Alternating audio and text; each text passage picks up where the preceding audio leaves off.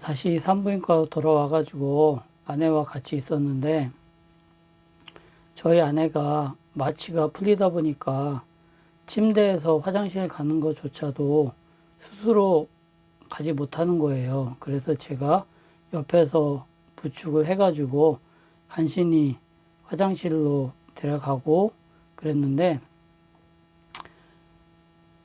제왕절개 수술을 바로 해서 그런지 모르겠지만은 회복실에 패드, 성인용 기저귀 비슷한 패드가 한 봉지가 있었어요. 그게 한 10개 정도 되는데 그거를 이제 팬티 안에다가 착용하고 이제 출혈이 있을 때 이제 그거를 대비하는 건데 아내가 이제 좀 피가 많이 난 것 같다고 이제 패드 좀 교체해 달라 그래서 이렇게 제가 화장실에서 패드를 교체하고 있는데 피가 굉장히 많이 나오더라고요. 많이 고여 있어서 아주 제가 깜짝 놀라서 그 자연분만 이렇게 피가 많이 나오나? 그러고 아내한테 물어봤는데 우리 아내는 여자는 출산하고 나면 피가 좀 많이 나오긴 나온다 이렇게 얘기를 하더라고요.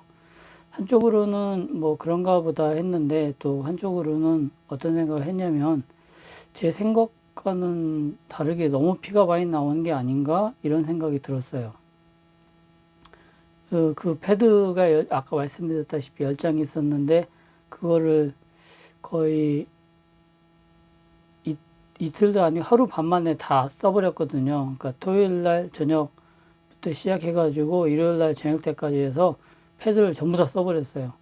10개 정도면은 꽤 갈 줄 알았는데 그 정도로 좀 피가 많이 흘렀는데 저희 아내는 뭐 대수롭지 않다는 식으로 생각을 했거든요. 근데 제 입장에서는 그게 아닌 것 같더라고요.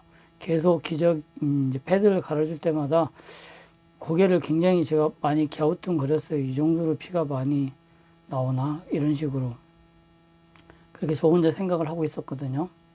하여튼 그렇게 이제 시간을 회복실에서 보내고 있었는데 뭐 분위기는 굉장히 다운돼 있죠. 아내도 걱정을 많이 하고 저도 걱정을 많이 하고 어떻게 시간이 지나갔는지 모를 정도로 그렇게 하고 있는데 아마 되돌려서 생각해 보면 토요일 날 밤에 회복실에 왔을 때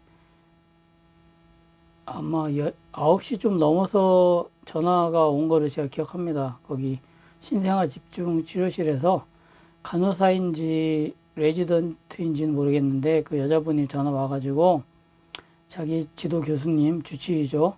그분이 월요일 날 출근을 하시는데 빠르면은 월요일 날 오전에 전화를 드리든가 아니면은 늦어도 화요일 날 오전까지는 전화가 갈 거다. 그래서 어떻게 치료할 건지 그 과정을 다 설명해 줄 거다. 그렇게 말씀하시더라고요. 그래서 저희는 그 전화를 끊고 나서 치료가 잘 되기를 좀 많이 바라고 막 그랬죠. 아내랑 이런저런 얘기하면서도 모든 생각은 아이에 대한 생각밖에 없었어요. 그렇게 해서 일요일이 지나고 나서 월요일이 딱 되니까 이제 막 심장이 두근두근 거리더라고요. 이제 좀 있으면 전화가 올 텐데. 그러니까 사람이 막 뭐에 대해서 기다리고 있으면은 막 그런 감정이 있잖아요. 막 불안불안하고 일이 손에 잡히지도 않고 그런 증세가 저한테도 똑같이 있었고 또 이게 아이다 보니까 이게 더 심하게 그런 현상들이 온 것 같더라고요. 그렇게 하다가 아침 식사를 하고 아내는 거의 아침 식사도 거의 안 했거든요. 이제 그거를 제가 먹고 10시 50분 되니까 바로 그 운명의 전화가 왔습니다. 핸드폰이 울리는데 제가 평상시에는 무음으로 핸드폰을 해놓는데 제가 진동으로 해놨었거든요. 그 진동이 울리는데 너무 심장이 뛰어가지고 받기가 쉽지가 않더라고요. 그래도 마음을 가다듬고 그 전화를 받았거든요. 받았는데 저번 토요일 날 전화했던 그분이더라고요. 그러더니 그분이 레지던트죠. 레지던트가 하시는 말씀이 시간 있으세요? 그러는 거예요. 그래서 아니 무슨 시간인가 주치의하고 바로 통한다 그랬는데, 주치의가 전화 준다 그랬는데 이게 무슨 소린가 했는데, 사실 저희 그 주치의, 그러니까 자기네들은 교수님이라 그러더라고요. 교수님이 좀 보호자님 면담을 하고 싶다 이렇게 말씀하셨던 거예요.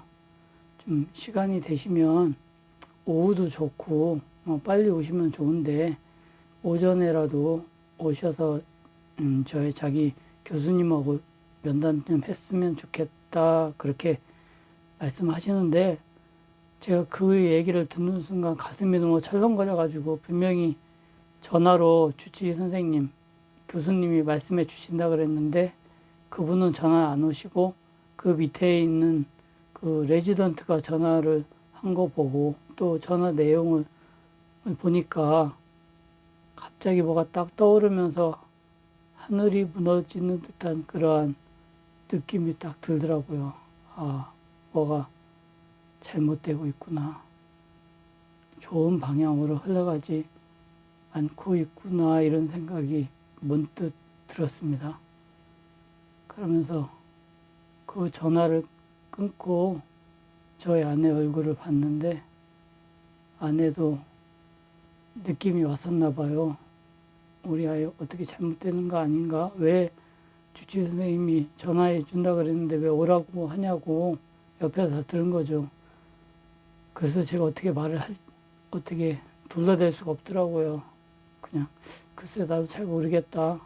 오라고 하니까 한번 가봐야 될 것 같다. 그러면서 자기는 여기 좀 있으라고, 어차피 못 움직이니까 내가 갔다 와서 다 얘기해 줄게. 그리고 바로 차로는 좀 가기가, 주차장이 그쪽 그 대학병원 주차장이 너무 협소하고 정신이 없다 보니까 지하철로 가려고 병원에 나와가지고 지하철역까지 도보를 한 7, 8분 걸리거든요.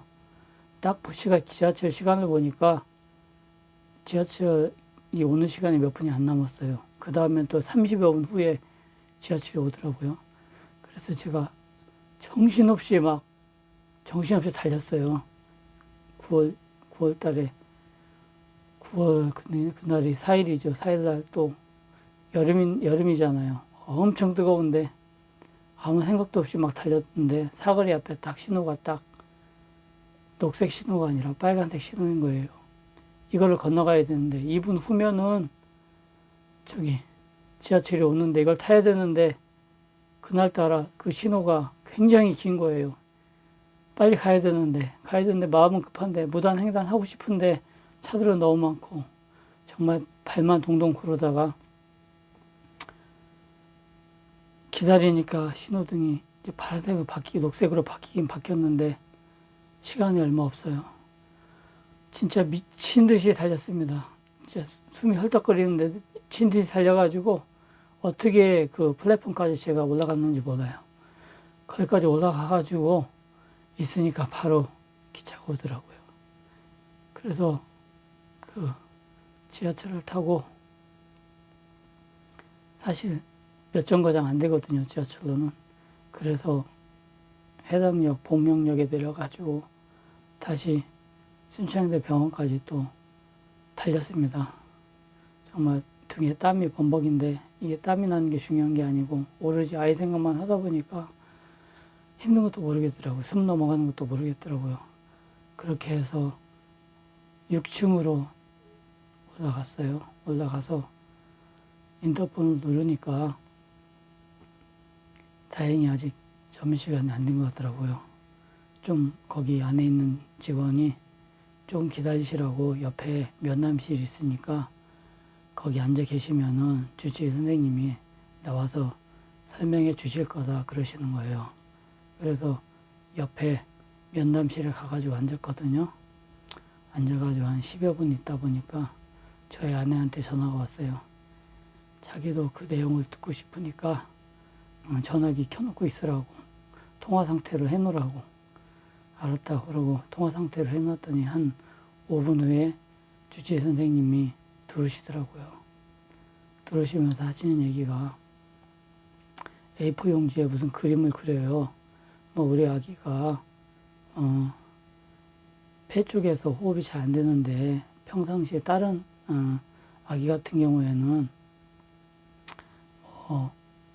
태반하고 그 태변을 좀 흡입한 것 같은데 그거를 위를 세척하고 그리고 이제 어느 정도 무슨 약물을 투여하면 폐에서 아니 그 심장에서 폐로 가는 동맥이 있대요. 폐동맥이라고 그러는데 그 동맥이 원래 아이들은 출산하면서 크게 울음소리가 나잖아요. 그 울면서 그 폐동맥이 확 늘어나면서 확장하면서 아이가 자가 호흡을 하게 되는데 저희 아이 같은 경우에는 지금 약물을 위를 세척하고 약물을 투여했는데도 불구하고 그 폐동맥이 늘어나질 않는다, 커지질 않는다 그 말씀을 하시면서 자기도 좀 당황스럽다는 식으로 말씀하시는 거예요. 그러면서 또 다른 약물들이 있긴 한데 그 약물들이 효과를 발휘할지 안 발휘할지는 자기도 모르겠다. 확신하지 못하겠다. 좀 더 지켜는 보겠다. 그리고 아이 생명과 관련해서 확률은 50대 50 정도로 보시는 게 나을 것 같다. 그렇게 말씀하시는데 제가 딱 그 얘기를 듣는 순간 많이 힘들겠구나 그 생각이 들었습니다. 우리 아내는 그 얘기하는 거를 다 들었고요. 그래서 한 30분 동안 주치의 선생님이 그림도 그려주면서 설명도 하면서 향후 치료 계획도 얘기해 주시는데 이렇게 머리에 잘 들어오지 않더라고요. 왜냐하면은 그 결과가 안 좋을 수 있다는 말씀을 대놓고는 안 하시는데 은연중에 많이 그런 표현들이 좀 들어가 있었어요. 그래서 30분 정도 지난 다음에 그래도 그 주치의 선생님께서 자기는 최선을 다하겠다. 좀만 기다려 달라. 그러면서 돌아가 계셔라. 그 말씀하시고 이제 제가 면담실을 나왔거든요. 나오는데 다리가 풀려가지고 어떻게 할 수가 없더라고요.